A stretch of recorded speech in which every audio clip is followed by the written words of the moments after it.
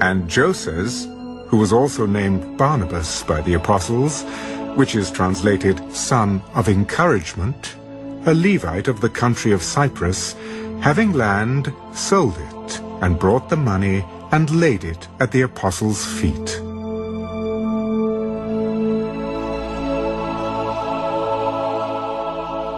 Acts chapter 5.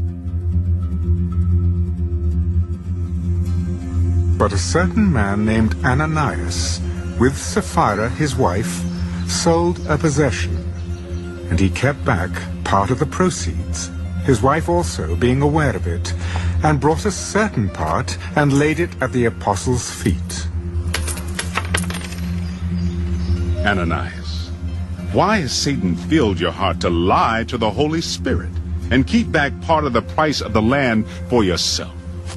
While it remained, was it not your own? And after it was sold, was it not in your own control? Why have you conceived this thing in your heart?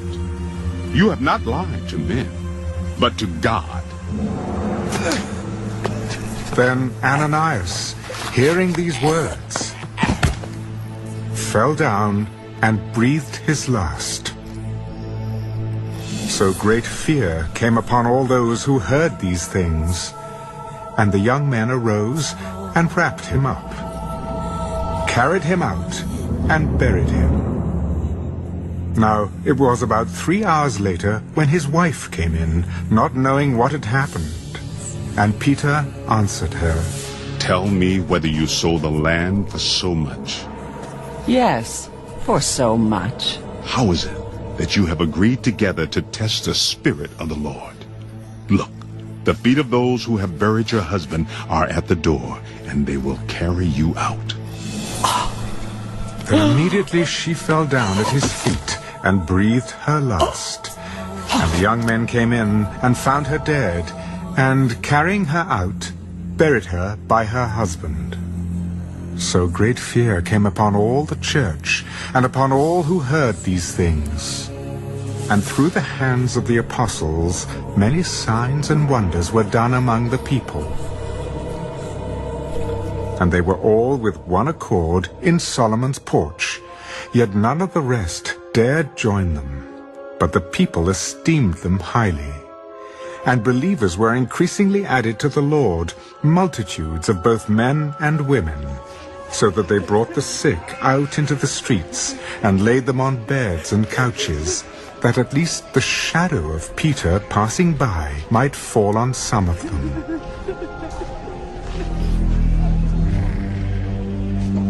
Also a multitude gathered from the surrounding cities to Jerusalem, bringing sick people and those who were tormented by unclean spirits, and they were all healed. Then the high priest rose up, and all those who were with him, which is the sect of the Sadducees, and they were filled with indignation, and laid their hands on the apostles, and put them in the common prison.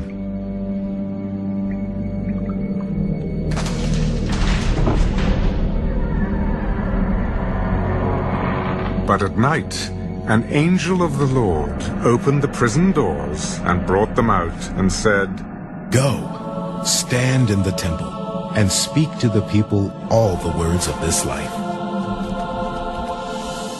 And when they heard that, they entered the temple early in the morning and taught.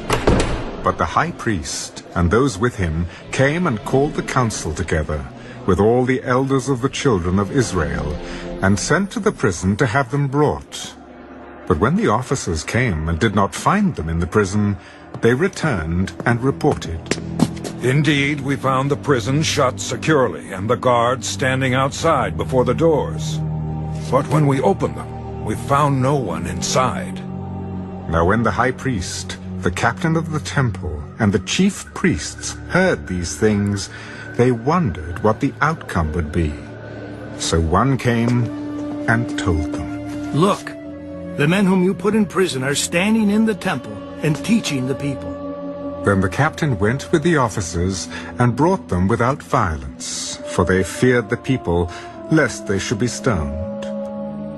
And when they had brought them, they set them before the council, and the high priest asked them, Did we not strictly command you not to teach in this name? And look, you have filled Jerusalem with your doctrine, and intend to bring this man's blood on us. But Peter answered, We ought to obey God rather than men.